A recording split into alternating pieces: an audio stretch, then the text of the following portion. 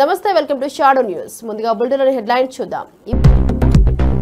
Liquor scam కేసుపై రోజా ఘాటు స్పందన. చంద్రబాబు మిథున్పై అనుమానాలపై ప్రశ్నల వర్షం. కేసులు పెట్టండి, భయపడే పరిస్థితి లేదన్న రోజా.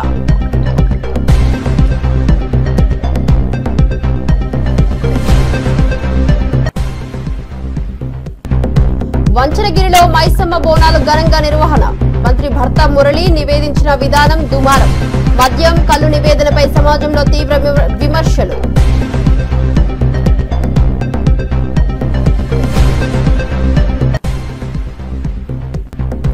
పాత బస్తీపై బండి సంజయ్ సంచలన వ్యాఖ్యలు. పాత బస్తీ ఎవరి జాగీరి కాదని సంజయ్ స్పష్టం. అధికారులు వెళ్తే దాడులు చేస్తారని ఆవేదన.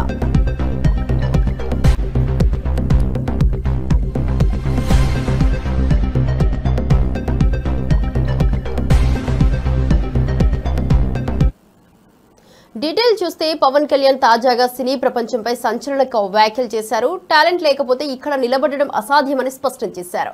చిరంజీవి తమ్ముడైనా లేదా తన కొడుకైనా సరే టాలెంట్ ఉంటే మాత్రమే సినీ ఇండస్ట్రీలో నిలబడతారని చెప్పారు. రాజకీయాల్లో కులాలు మతాలు ప్రాధాన్యత వహిస్తున్న సినీ ఇండస్ట్రీలో మాత్రం అలాంటివి ఉండవని పేర్కొన్నారు. పవన్ ఈ వ్యాఖ్యలు సినీ వర్గాల్లో చర్చనీయాంశంగా మారాయి.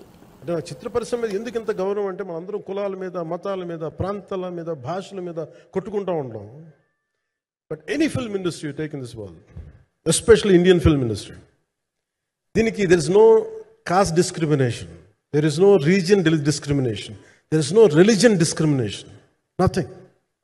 It's purely your creative potentiality, purely your creative ability. నువ్వు చిరంజీవి గారి తమ్ముడు కావచ్చు, చిరంజీవి గారి కొడుకు కావచ్చు, లేదంటే ఇంకొకళ్ళు అబ్బాయి కావచ్చు, మేనల్లుడు కావచ్చు, ఇట్ డజంట్ మ్యాటర్.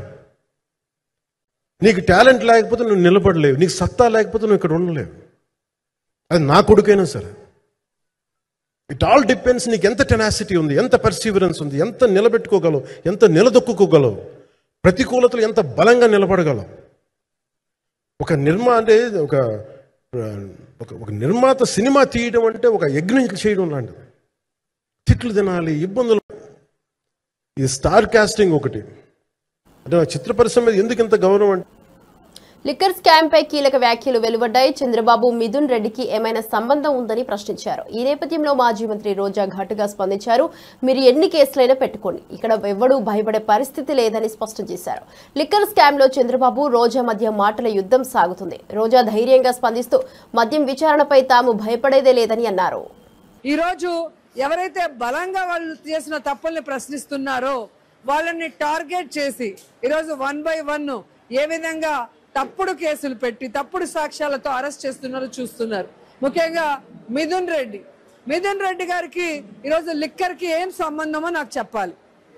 ఒక ప్రిన్సిపల్ సెక్రటరీ ఎవరైతే ఉంటారో ఆ శాఖకి ఆయన అడగరు, ఆ శాఖలో ఉన్న ఎండీని అడగరు. ఆ డిస్టిలరీస్ ఎక్కడి నుంచి మందు వస్తుందో వాళ్ళని అరెస్ట్ చేయరు, ఆ ఫ్యాక్టరీలని మూతేయరు, ఆ ఫ్యాక్టరీల మీద ఎంక్వైరీ చేయరు, వాళ్ళని అరెస్ట్ చేయడానికి మనసు రాదు. కానీ సంబంధమే లేని ఎంతో మంది అఫీషియల్స్ ని అలాగే ముఖ్యంగా మిథునన్నని అరెస్ట్ చేయడం అనేది ఇది అక్రమ అరెస్ట్ కాదా అని నేను అడుగుతున్నా. ఇక్కడ ప్రభుత్వం అమ్మితే కమిషన్లు వస్తాయా, ప్రైవేట్ వాళ్ళు అమ్మితే కమిషన్లు వస్తాయా? జగన్మోహన్ రెడ్డి గారి ప్రభుత్వంలో లిక్కరు గవర్నమెంట్ షాపులు, ప్రతి పైసా గవర్నమెంట్ కి వచ్చేది. దీంట్లో ఎవరు లంచాలు ఇచ్చేవాళ్ళు లేరు, తీసుకునేవాళ్ళు లేరు. కానీ ఈరోజు చంద్రబాబు నాయుడు ఏ విధంగా గవర్నమెంట్ షాపుల్ని ప్రైవేట్ వాళ్ళ చేతికిచ్చి వాళ్ళు విచ్చలవిడిగా పర్మిట్ రూములు పెట్టుకునే దానికి అవకాశం ఇచ్చాడు, విచ్చలవిడిగా బెల్ట్ షాపులు పెట్టుకోవడానికి అవకాశం ఇచ్చాడు. ఈరోజు 5 స్టార్ హోటల్స్ లో కూడా వాళ్ళు పెట్టుకోవడానికి ఫీజులు తగ్గించి దాదాపుగా సంవత్సరంలో 9% డబ్బులు పెంచుకునే అవకాశం ఇచ్చారు. కాబట్టి ఈరోజు వాళ్ళు ఏ విధంగా చంద్రబాబు నాయుడుకి లోకేష్ కి మరి ముడుపులు చెల్లిస్తున్నారు. ఆ లిక్కర్ మాఫియాకి, లిక్కర్ సిండికేట్ కి ఈరోజు అనుగుణంగా చంద్రబాబు నాయుడు ప్రభుత్వం ఈరోజు లిక్కర్ పాలసీ తెచ్చింది. కాబట్టి వాళ్ళు ఈరోజు ఏ విధంగా డబ్బులు దండుకుంటున్నారో ప్రజలు గమనిస్తున్నారు. వీళ్ళు తప్పు చేసి వీళ్ళ మీద సిట్ ఎంక్వైరీ చేసుకొని వీళ్ళు జైలుకి పోవాలి.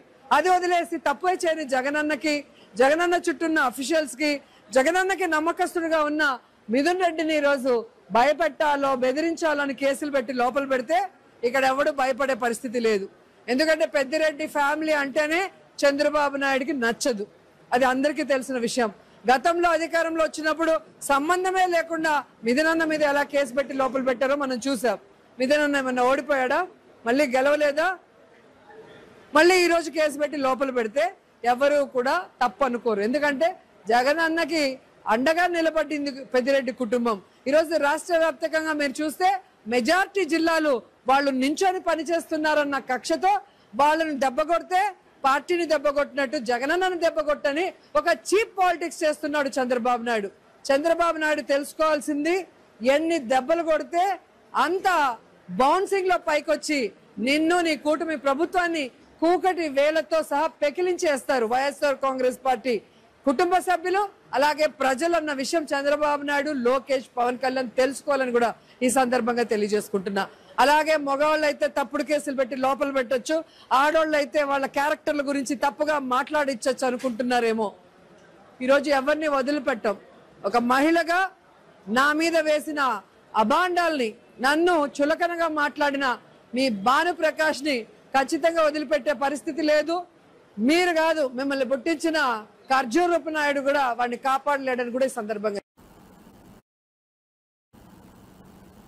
రాష్ట్ర కూటమి ప్రభుత్వం ఏడాది పూర్తి చేసుకున్న సందర్భంగా మంత్రి కింజారపు అచ్చెన్నాయుడు పెందుర్తిలో ఇంటింటి కార్యక్రమం చేపట్టారు. ఈ సందర్భంగా మంత్రి ఇంటింటికి వెళ్లి ప్రజలతో చర్చించి సూపర్ 6 పథకాల అమలుపై వారు అభిప్రాయాలు సేకరించారు. ప్రజల సమస్యలను అడిగి తెలుసుకుని ప్రభుత్వం అందిస్తున్న సంక్షేమ పథకాలు ఎలా ఉపయోగపడుతున్నాయో తెలుసుకున్నారు.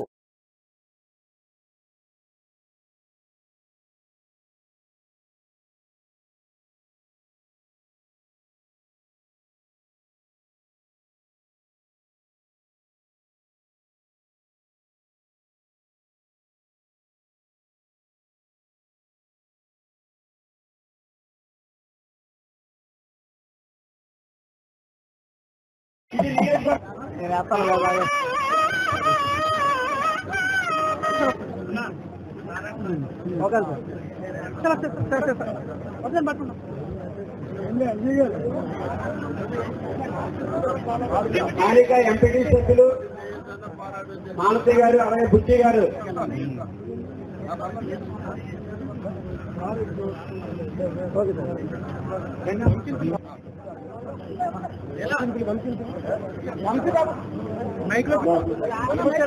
కెమెరాలు బయటికి రండి.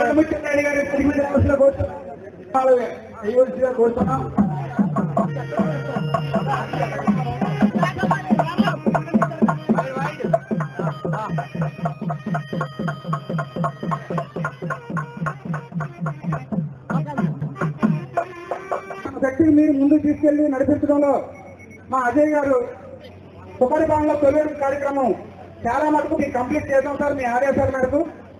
కావున ఈ కార్యక్రమాన్ని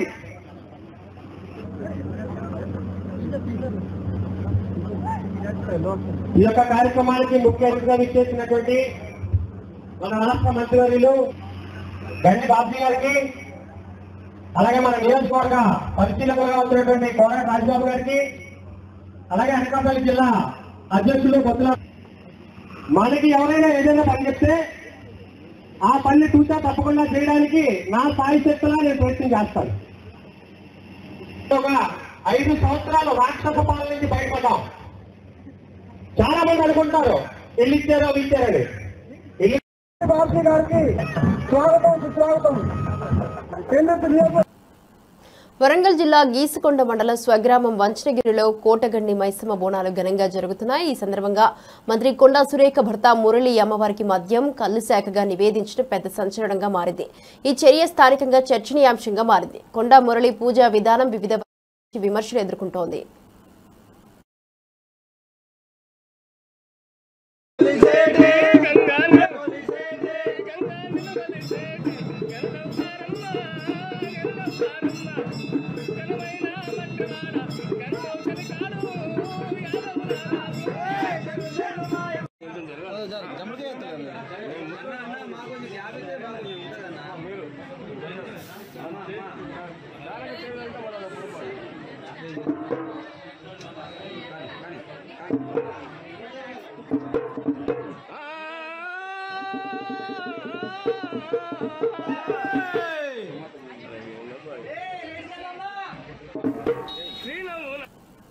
భాజపా నేత బండి సంజయ్ పాత బస్తీ రాజకీయాల్లో హాట్ కామెంట్స్ చేశారు. పాత బస్తీ ఎవరి జాగీరు కాదని హిందూ సమాజం భాగ్యలక్ష్మి అమ్మవారి పాదాల వద్ద జై శ్రీరామ్ అని గర్జించిందని చెప్పారు. పాత బస్తీలో ట్యాక్స్ ఎవరు కడుతున్నారని ప్రశ్నించారు. కరెంటు బిల్లులు, ఇతర బిల్లుల కోసం అధికారులు వెళ్లినప్పుడు అక్కడ దాడులకు పాల్పడుతున్నారని ఆయన ఆందోళన వ్యక్తం చేశారు. ఇక్కడ ఏ పండుగ చేయాలని కూడా వాళ్ళను వీళ్ళను పైసలు అడుకొని ఉత్సవాలు చేసుకునే పరిస్థితి ఈ తెలంగాణ రాష్ట్రంలో వచ్చిందంటే హిందువుల బతికేందో ఒక్కసారి వచ్చిన అయ్యా పాంచన్ మేము జాతర చేసుకుంటాం, అయ్యా పాంచన్ మేము బోనాలు చేసుకుంటాం, అయ్యా పాంచన్ మేము గణేష్ నవరాత్రి ఉత్సవాలు చేసుకుంటాం, అయ్యా పాంచన్ హనుమాన్ జయంతి ఉత్సవాలు చేసుకుంటాం, మాకు పైసలు ఇయ్యా అని చెప్పి ప్రభుత్వాలను అడుక్కునే పరిస్థితి రావడం ఎంత సిగ్గుచేటో ఒక్కసారి ప్రతి హిందూ భాగ్యంలో ఉన్న ప్రతి హిందువు ఇలా గుండె మీద చేసుకుని ఆలోచించిండన్న. నా దగ్గరికి వచ్చిన చాలా మంది అన్నా మా దేవాలయానికి పైసలు లేవన్నా, ప్రభుత్వంపై ప్రభుత్వాలు మారుతున్నాయన్నా, పైసలు ఇస్తలేరన్నా, మేమే ఆస్తి పాస్తులు అనుకోని మా గోల్డ్ అమ్ముకొని ఇలా అప్పులై ఇలా ఉత్సవాలను నిర్వహించుకునే పరిస్థితి వచ్చిందన్నా అని చెప్పంటే ఇలా మనం ఎక్కడున్నాం, హిందువుల బతుకు ఏ విధంగా బర్బాద్ అవుతుందో ఒక్కసారి ఆలోచన. ఎవరి అన్నా పైసలు అరే పాత బస్సులో ఎవరు టాక్సీ కడుతున్నాడు, ఎవరు కరెంటు బిల్లు కడుతున్నాడు, ఎవరు ఇంటి పన్ను కడుతున్నాడు, ఎవరు పైసలు ఇస్తే పాత బస్సులో బతుకుతున్నారో ఒక్కసారి హిందూ సమాజం ఆలోచండి. అరే ట్యాక్సులు వసూలు చేస్తారు, దాడులు చేస్తారు, కరెంటు బిల్లు కట్టమంటే దాడులు చేస్తారు, కానీ పాత బస్సులో ప్రతి హిందువు ఫస్ట్ రోజే కరెంటు బిల్లు కడుతున్నాడు, ఫస్ట్ రోజే నల్లా బిల్లు కడుతున్నాడు, ఫస్ట్ రోజే ఇంటి పన్ను కడుతున్నాడు, ఫస్ట్ రోజే ప్రభుత్వానికి చెల్లించాల్సిన పన్నులు ప్రతి హిందువు ఈ పాత బస్సులో చెల్లిస్తే ఇలా కొంతమంది పన్నులు చెల్లించకుండా దాడులు చేసే సంస్కృతి ఈ పాత బస్సులో వచ్చిందంటే ఈ పద్ధతి మారాలంటే తెలంగాణ రాష్ట్రంలో ఏ రాజ్యం రావాలో, ఎవరి రాజ్యం రావాలో పాత బస్తీ ప్రజలు, భాగ్యనగర్ ప్రజలు ఆలోచించండి. ఒక మంచి నిర్ణయం తీసుకోండి. నేను రాజకీయాల గురించి మాట్లాడతలేనన్నా, ఈ భాగ్యనగర్ లో పాత బస్సులో పండుగలు నిర్వహిస్తుంటే బాధ అనిపిస్తుందన్నా. ఇంత ఘోరమైన పరిస్థితిలో పండుగలు నిర్వహించుకునే పరిస్థితి వస్తే ఇలా ఏ విధంగా పండుగలు నిర్వహించుకోవడం ఒక్కసారి ఆలోచించండి. ఇవాళ భారతీయ జనతా పార్టీ ప్రభుత్వం తెలంగాణ రాష్ట్రంలో ఏర్పడితే ఈ పాత బస్తీలో ఉన్న ప్రతి దేవాలయానికి ప్రత్యేక నిధులిచ్చి గల్లీలో పాత బస్తీ గల్లీలో దేవాలయాన్ని నిర్మించే బాధ్యత ఇలా మాగుంటుంది. పాత బస్తీ నుంచి ఎవరైతే ఇక్కడ టెర్రరిస్టు బాంబులకు భయపడి, ఇక్కడ జిహాదీ ఉగ్రవాదు యొక్క ఆగడాలు అరాచకాలకు భయపడి ఇక్కడ నుంచి వెళ్లి ఇతర ప్రాంతాల్లో ఉంటున్నారు. సిద్దిపేటలో ఉచిత బస్సు ప్రయాణంపై మహిళల స్పందనలను తెలుసుకునే ప్రయత్నం చేయాలని జగ్గారెడ్డి సూచించారు. టీపీసీసీ వర్కింగ్ ప్రెసిడెంట్ గా ఆయన ప్రభుత్వం తీసుకున్న ఈ నిర్ణయంపై విమర్శలు చేశారు. హరీష్ రావు సిద్ధమని ప్రశ్నిస్తూ ఉచిత ప్రయాణం వాస్తవానికి మహిళలకు ఎంతవరకు ఉపయోగపడుతుందో తెలుసుకోవాలని అన్నారు. నేను హరీష్ రావుని అడుగుతున్నా, హరీష్ రావు సిద్దిపేటకు నువ్వు మాజీ మంత్రి కదా, మా వాళ్ళు ఎవరైనా వస్తారు, సిద్దిపేటకే పోదాం. సిద్దిపేట పోయి మీ సిద్దిపేట నియోజకవర్గంలో ఎంతమంది మహిళలు ఇప్పటి వరకు 18 నెలల ఎన్నిసార్లు బస్సు ప్రయాణం చేసిరో ఎన్నిసార్లు చేసిరో అడుగుదాం. దానివల్ల మహిళలకు లాభం అయిందా లేదా మా నాయకుడు మీరు అడుగుదాం. దానికి మీరు సిద్ధమా? సిద్దిపేట నంబర్ 1. కేసీఆర్ గారు మీ కాన్ఫరెన్స్కి పోదాం. మీరు మీ ప్రోటోకాల్ మాజీ సీఎం 10 సంవత్సరాలు కాబట్టి నేను సీఎం రేవంత్ రెడ్డి గారిని ఒప్పిస్తా, మీ ఇద్దరు కూర్చోండి గజ్వేల్ నియోజకవర్గంలో సీఎం రేవంత్ రెడ్డి గారు, మా ట్రాన్స్పోర్ట్ మినిస్టరు పొన్నం ప్రభాకర్ గారు వస్తారు, మీరు మాజీ సీఎంగా ప్రతిపక్ష నాయకుడు, మీరు గజ్వేల్ కాన్స్టిట్యుయెన్సీలో మీరు కూర్చొని మహిళల మీటింగ్ పెడదాం. ఖర్చు అంతా సీఎం రేవంత్ రెడ్డి గారు పెట్టుకుంటారు, ముఖ్యమంత్రి గారు పెట్టుకుంటారు. మీ నియోజకవర్గంలో ఎంతమంది అయితే మహిళలు అంతమందిని ఒక దగ్గర పిలుస్తాము. పిలిచి అమ్మా మీరు ఎన్నిసార్లు బస్సు ప్రయాణం 18 నెలలు చేశారు కదా, మీరు సంతోషంగా ఉన్నారా, మీరు హ్యాపీగా ఫీల్ అవుతారా లేదా అడుగుదాం. అక్కడ మహిళలు ఏం చెప్తే దానికి ఓకే. ఒక దగ్గర ఏదో అన్నాడు కేటీఆర్, ఏమని ఉచిత బస్సు ప్రయాణం ఇచ్చిర్రు, ఆడవాళ్ళు సీట్లు దొరకక ఇబ్బందిగా కొట్టుకుంటున్నారు అని అన్నాడు. అసలు అంతకుముందు ఆర్టీసీ బస్ ఎక్కడానికి సిద్ధంగా లేని తెలంగాణ ప్రజలు అసలు ఆర్టీసీ అంటే పేద ప్రజల ప్రయాణం. ఇప్పుడు నేను మాట 15-20 ఏళ్ళలో బస్సులో తిరుగుతున్నాను. నేను ఎమ్మెల్యే కాకముందు రోజు బస్సులో తిరిగేటోను కదా. మేమంతా బస్సులో తిరిగి వచ్చినాము. మీరు బస్సులలో తిరిగి వచ్చిన వాళ్ళే. దీనికి సిద్ధమా కేసీఆర్ గారు? నేను సీఎం రేవంత్ రెడ్డి గారిని ఒప్పిస్తే మీ కాన్స్టిట్యూన్సీలో కూర్చొని మహిళలను అడుగుదాం. సరే, టీపీసీసీ ఉపాధ్యక్షులు కోట నీలిమ గారు మరియు legal cell chairman Shri Ashok Goud గారి ప్రెస్ మీట్ లో కీలక అంశాలు చర్చించబడ్డాయి. ఈ సమావేశంలో అశోక్ గౌడ్ చేసిన కీలక వ్యాఖ్యలు చర్చనీయాంశంగా మారాయి.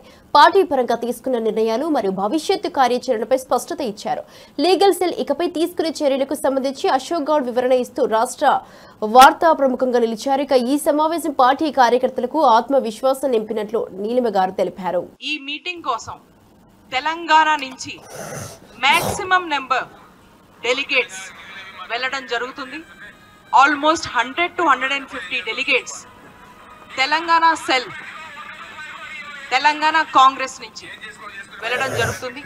సీనియర్ లాయర్స్, ఎన్నో ఏళ్ల అనుభవం ఉన్న లాయర్స్, అన్ని సెక్షన్స్, క్రిమినల్ లా కావండి, సివిల్ కావండి, ఏ విషయమైనా ఎక్స్పర్ట్స్ లా ఉన్న మన లీగల్ సెల్స్ లో ఉన్న లాయర్స్ అందరూ ఈ కాన్ఫరెన్స్ అటెండ్ చేస్తారు.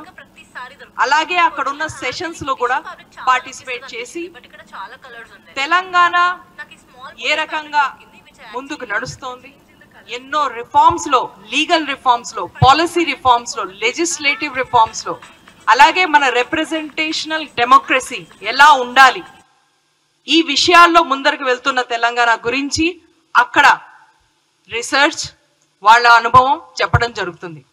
దీనికోసమని వర్కింగ్ గ్రూప్స్ ఇవాళ నిర్ణయం చేయడం జరిగింది. ఒక వర్కింగ్ గ్రూప్ తయారు చేస్తారు. దాంట్లో సబ్ గ్రూప్స్ ఉంటాయి వివిధ విషయాల మీద, ఎస్సీ ఎస్టీ లాస్ మీద, డీలిమిటేషన్ మీద, కాస్ట్ సెన్సస్ బీసీ వర్గీకరణ మీద, ఇలాగే వివిధ విషయాల మీద సబ్ గ్రూప్స్ కూడా తయారు చేయడం జరుగుతుంది. ఈ మొత్తం వర్కింగ్ గ్రూప్స్, సబ్ గ్రూప్స్ అంతా 25th దాకా కంప్లీట్ చేసి మీ ముందర మళ్ళీ ఆ టాపిక్స్ ఏం డిస్కస్ చేయబోతున్నాం పెట్టడం జరుగుతుంది. ముఖ్యంగా కాస్ట్ సెన్సస్ తీసుకొచ్చి సామాజిక న్యాయానికి నాంది తెలిపిన తెలంగాణ గురించి,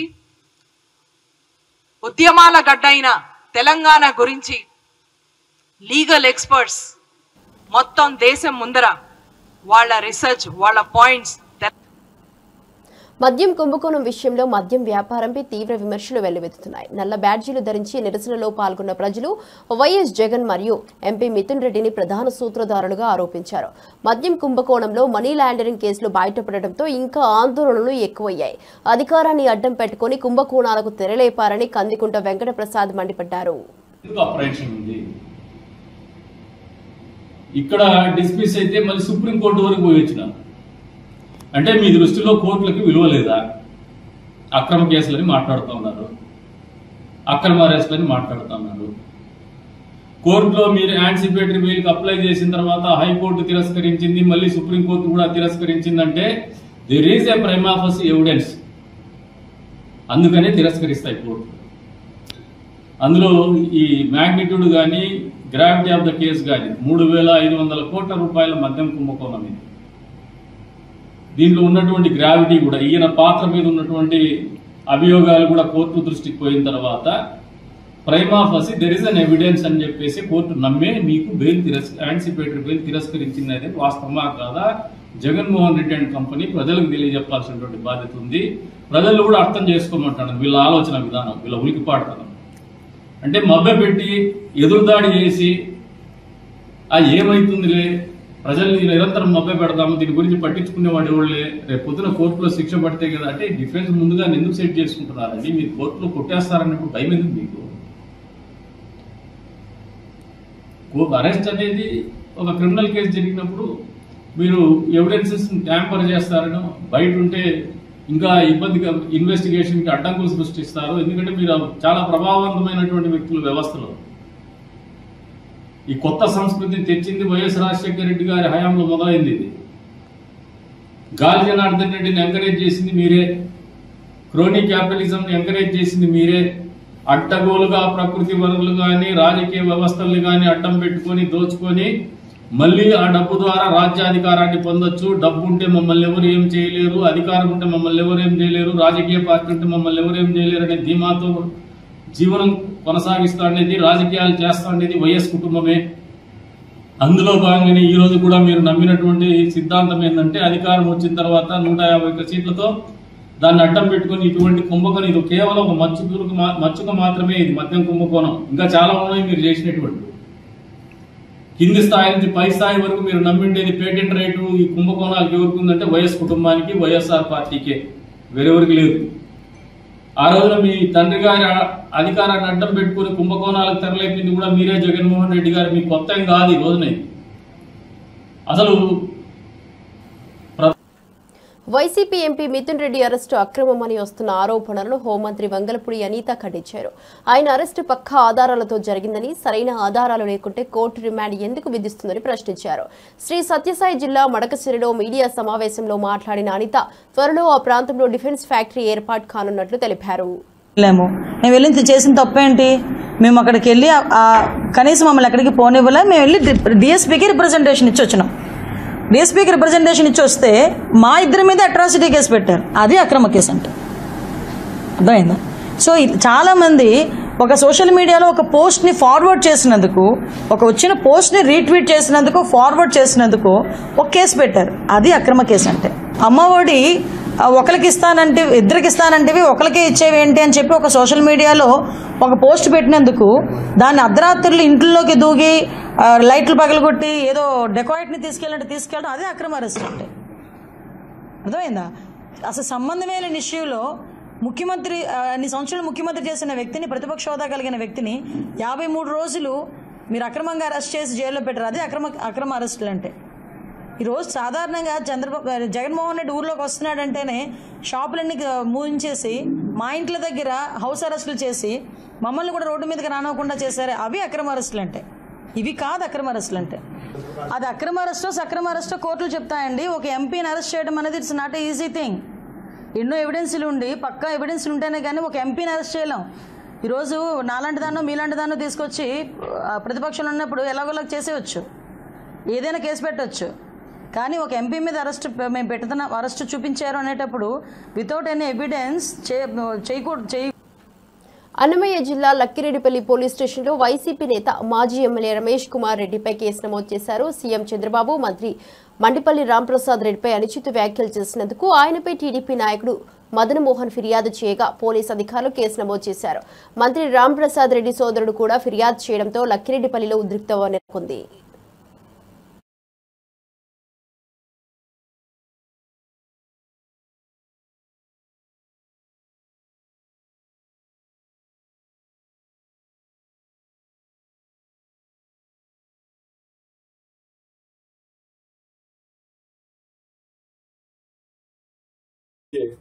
టికెట్ రాలేదనే నెపంతో వైసీపీకి లొంగిపోయిన దుర్మార్గుడు అతను. పెదవా నీ స్థానం ఏదో కనుక్కో, నీ స్థానం కనుక్కోరా ఫస్ట్. నువ్వు నీ పార్టీలో నిన్ను పార్టీలో చేర్చుకునేదానికి కూడా ఇష్టం లేకపోతే నీ బంధువుల ద్వారా రాయబారం నడిపి నువ్వు పార్టీలో చేరిందని నన్ను కామెంట్ చేసినావు. నువ్వు ఆ రోజు పార్టీ మీద మమకారం లేక అమ్ముడుపోయిన వ్యక్తివి నువ్వు నా మీద కామెంట్ చేసే శక్తి నీకుందా అని అడుగుతున్నా. నేను అట్లా భయపడే వ్యక్తిని కాదు. పార్టీలో ఉన్న వాళ్ళకు చెప్తున్నా, పార్టీ నుంచి బయట పోయిన వాళ్ళకు చెప్తున్నా. ఇంకా కొన్ని కోవర్టు కుక్కలు ఉన్నాయి పార్టీలో. ఆ కోవర్టు కుక్కలను కూడా బయటికి తీసి కొట్టే పరిస్థితి దగ్గరలో వస్తుందని తెలియజేసుకుంటున్నా. నీకు దమ్ము, ధైర్యం, శరం ఉంటే రాంప్రసాద్ రెడ్డి అనే నేను రా, నాతో తగులు. అంతే తప్పగా మా పార్టీ మీద, మా నాయకుడి మీద, నా మీద ఎక్కడన్నా ప్రెస్ మీట్లు పెట్టి నేను అట్లా భయపడే వ్యక్తిని కాదు. పార్టీలో ఉన్న వాళ్ళకు చెప్తున్నా, పార్టీ నుంచి బయట పోయిన వాళ్ళకు చెప్తున్నా. ఇంకా కొన్ని కోవర్టు కుక్కలు ఉన్నాయి పార్టీలో. ఆ కోవర్టు కుక్కలను కూడా బయటికి తీసి కొట్టే పరిస్థితి దగ్గరలో వస్తుందని తెలియజేసుకుంటున్నా. నీకు దమ్ము, ధైర్యం, శరం ఉంటే రాంప్రసాద్ రెడ్డి అనే నేను రా, నాతో తగులు. అంతే తప్పగా మా పార్టీ మీద, మా నాయకుడి మీద, నా మీద ఎక్కడన్నా ప్రెస్ మీట్లు పెట్టి ఎవడన్నా సోషల్ మీడియా పోస్ట్ పెట్టినా సహించేది లేదని చెప్తున్నా. అహ్మదాబాద్ విమాన ప్రమాదంపై విచారణ కొనసాగుతున్న విషయం తెలిసిందే. ప్రాథమిక నివేదిక వచ్చినప్పటికీ తుది నివేదిక వచ్చాక మరిన్ని వివరాలు తెలుస్తాయని రామ్మోహన్ నాయుడు తెలిపారు. భవిష్యత్తులో ఇలాంటి ప్రమాదాలు జరగకుండా చర్యలు తీసుకుంటామని ప్రకటించారు. అయితే ఈ ప్రమాదంపై విదేశీ మీడియా అసత్యాలు ప్రచారం చేస్తోందని ఆయన ఆరోపించారు.